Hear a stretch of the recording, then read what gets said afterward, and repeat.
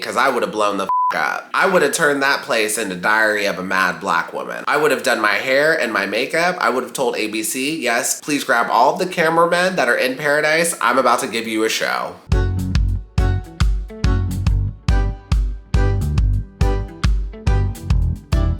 Hi everyone, welcome back to DimitriTube. Bachelor in Paradise, episode 6. Let's talk about it. As always, if you're enjoying my videos, please go ahead and pound that like button, pound that subscribe button, and ring that notification bell. I'm a growing YouTuber, and the likes and subscribes really help me out. So to start off this video, I'm just gonna dive straight into the Brendan, Peiper, and Natasha love triangle. I'm gonna save all the other love triangles to the end because everything else looked like child's play compared to this. Also, just one quick word before I get this video started. If you are a Brendan or a Peiper stan, please just go ahead and click off this video because I'm about to drag the out of them. So if you don't want to hear me talk bad about them, just go ahead and click off this video.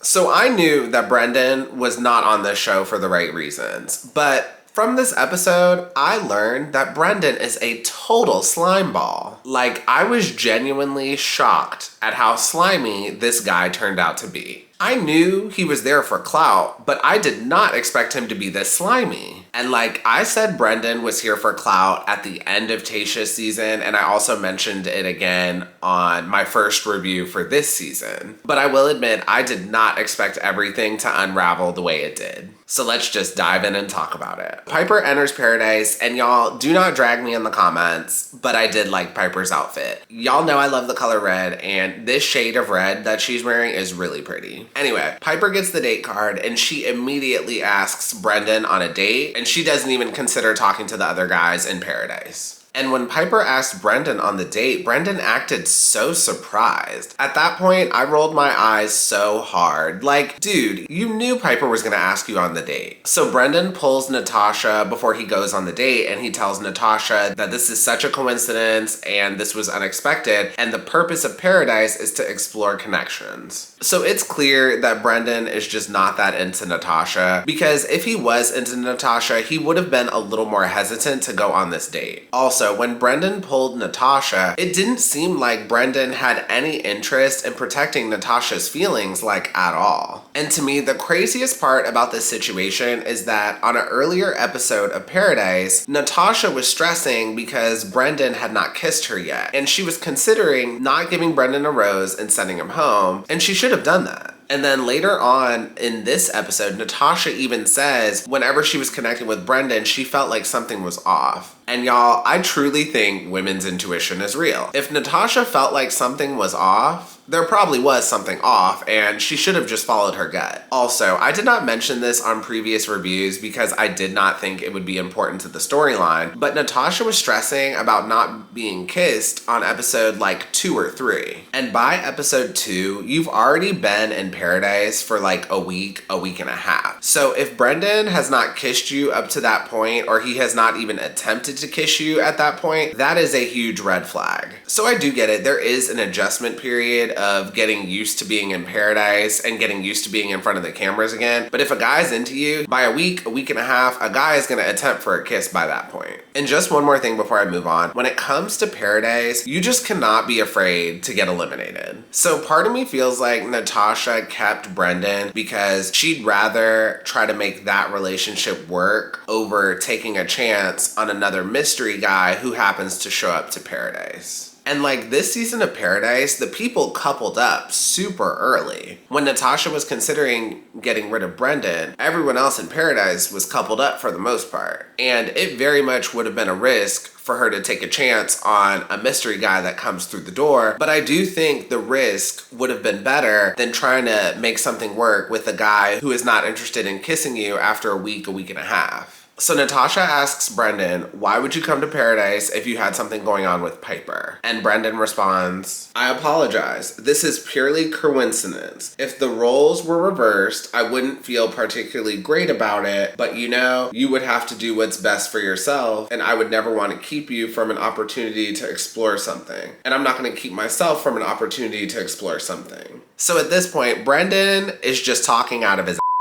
So Natasha is a good person. If the roles were reversed and Natasha had a boyfriend or she had something going on in New York City or she had a situationship, she wouldn't have come on the show. Whereas Brendan had something going on and he still decided to go on the show. So after that, Brendan and Peiper have a one-on-one date, and when they meet up, Brendan's overall mood picks up. Up until this point, I really felt like Brendan was just moping around paradise. And I really feel like if he truly didn't know Peiper that well, his mood would have not picked up in the way it did. So up until this point, there was gossip going around paradise that Brendan and Peiper were already together. Brendan tells Peiper about this gossip, and he admits to Peiper that when the girls asked him about this gossip, he said he was not in a relationship and that what they were having was not that serious. So Peiper responds to Brendan and says, "You downplayed what we had leading up to this." And Then Peiper asks, "What's the disconnect? I'm here for you and I thought we were gonna continue where we left off. Why am I coming here if I can't get that person I like so much?" And Brendan responds and says, and by the way, this is like a Cliff Notes version of what he said. "Well, you can't come to paradise with a girlfriend." And I couldn't just say, "Well, guys, I'm waiting and I don't like anyone," because I would have gotten sent home. So basically, Brendan admits that he was waiting for Peiper. So first of all, at this point, it is clear Brendan is here for the clout and he's here for his modeling career. Second, at this point, Brendan should have just said he had a girlfriend and he played Natasha so he could stay in paradise. That would have just been a way less messy explanation. And lastly, Brendan could have just eliminated himself, and when he got home, he could have just texted Peiper and met up with her. Keep in mind, you do not need ABC to date one another. And you already had each other's numbers. And for that, Brendan is not here for the right reasons. I just feel like you're not here for the right reasons. After that, Peiper responds and says, "I get it. Like, thanks for playing the game."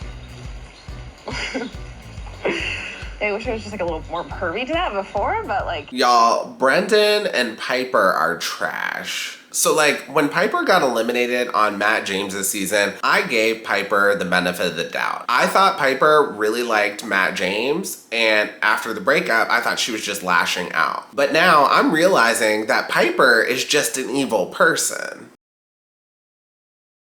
After Brendan and Peiper returned to Paradise, none of the other cast members in Paradise with Brendan and Peiper. Brendan and Peiper only hang out with themselves. And Natasha is an awesome person, and you could tell she's an awesome person because everyone in Paradise loves her. And the other cast members in Paradise may not be able to pinpoint what happened exactly, but they know that Brendan and Peiper did Natasha dirty somehow. So everyone in Paradise is just giving them the cold shoulder. So after that, Natasha pulls Peiper for a one-on-one. So long story short, Natasha catches Brendan in a few lies after talking with Peiper, because what Peiper is telling her and what Brendan has told her previously is just not adding up. And just two more things I want to mention. At this point, the camera pans to Brendan, and Brendan says Natasha had zero prospects otherwise. So basically, Brendan is saying that he helped Natasha out and that she would not have been able to get a guy otherwise. And that was just so disgusting. And the second thing I want to mention, Peiper tells Natasha that she is only there for Brendan. And I'm just like, so if Brendan wasn't there, would you have just walked into Paradise and walked right back out? Would you have not explored dating with anyone else? That's a little suspect in my opinion. So then after that, Natasha pulls Brendan for a one-on-one, and y'all, Natasha is way better than me because I would have blown the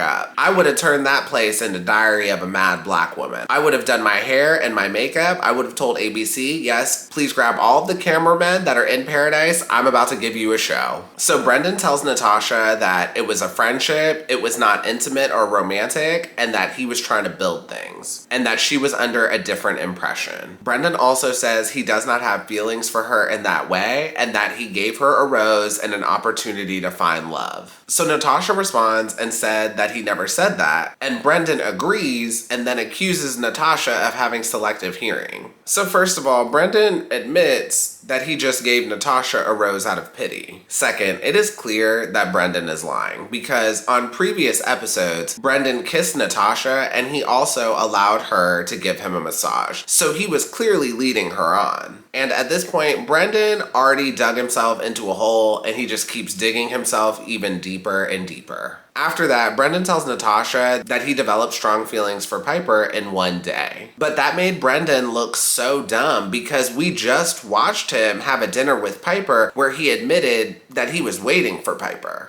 And I'm a little confused because I'm like, did Brendan not think his one-on-one with Peiper was gonna air? And Brendan did a lot of disgusting things this episode, but this was also super gross. Brendan tried to turn the tables on Natasha and he asks her, who would you have pursued? And that was just so gross because at this point, Brendan knew he was found out to be fraud. So now he's just trying to embarrass Natasha even more. And it was just so gross to watch. And it's clear Brendan lied, which is horrible. But to me, it's even worse that he withheld information when Natasha directly asked him. When Natasha first asked Brendan about these rumors, Brendan never mentioned that he was hanging out with Peiper in Boston immediately before he left for Paradise. And he also downplayed the amount of times he actually hung out with Peiper. Like, Brendan purposely tried to make it seem like him and Peiper had nothing when it was clear they really had something going on. So then after that, Brendan and Peiper are hanging out on a daybed, and Brendan digs his hole even deeper. Brendan and Peiper talk about how many followers they're gonna get and how she was name dropped on Us Weekly. And Peiper thanks Brendan for doing the heavy lifting before she arrived. They even go so far as to laughing and joking about how hard they schemed. And Brendan even says, I incriminated myself enough where it's like, I am screwed. Oh, and sidebar. So Brendan tells Peiper that her name is going to be mentioned so many times before the show, and then Peiper responds and says Serena said the same thing. Just a heads up, I'm pretty sure she was referring to Serena C and not Serena P because allegedly Peiper and Serena C are roommates. Anyways, I just want to give some final thoughts on this whole Peiper and Brendan situation. So first of all, I will say I am surprised that Brendan and Peiper were trying to cover up what they were saying away from the mics. Like, both Brendan and Peiper were on Bachelor and Bachelorette, so they know how this show goes. Like, this show has a huge production team, and I'm sure it has its own audio department. And the fact that they thought that they could hide the audio when they were speaking was pretty wild to me. But at this point, I think Brendan knew that he was found out to be fraud, so I think he just didn't care anymore. Also, I want to know what you guys think. So, since I've watched this show, ABC wants you to be there for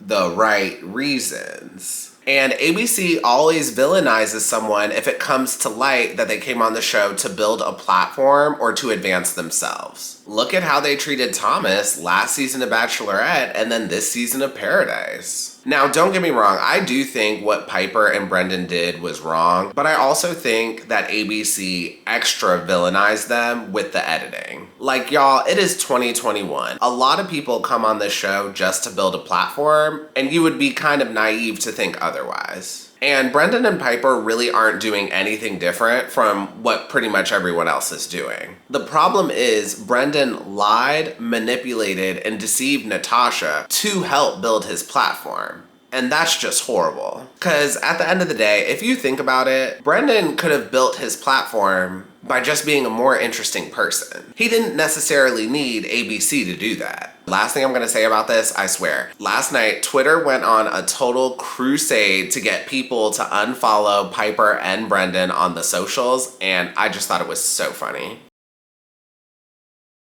Okay, so moving on to the rest of the episode. So not really much happened outside the Brendan, Natasha, and Peiper love triangle, but there are a couple things I want to talk about. So Kendall, who is Joe's ex, enters Paradise. And y'all, Kendall is weird. Like, she's nice, but she's weird. She's almost like a girl version of Joe, but a little more weird. Anyways, so they have a chat, and long story short, when they are talking, they both admit that they still have strong feelings towards one another. It's just logistically they could not work things out. So I will say I did very much appreciate this conversation between Kendall and Joe, and I do wish we got to see more conversations like this. So this happens on the show all the time. Two people will have a good connection, but they live on opposite ends of the country. And keep in mind, being in paradise is the easy part. You don't have to work, you have no obligations, there's no social media, and you can put 100% focus into your relationship. But once the cameras stop rolling, that's when it gets hard, because you have to figure out how you're gonna make your life work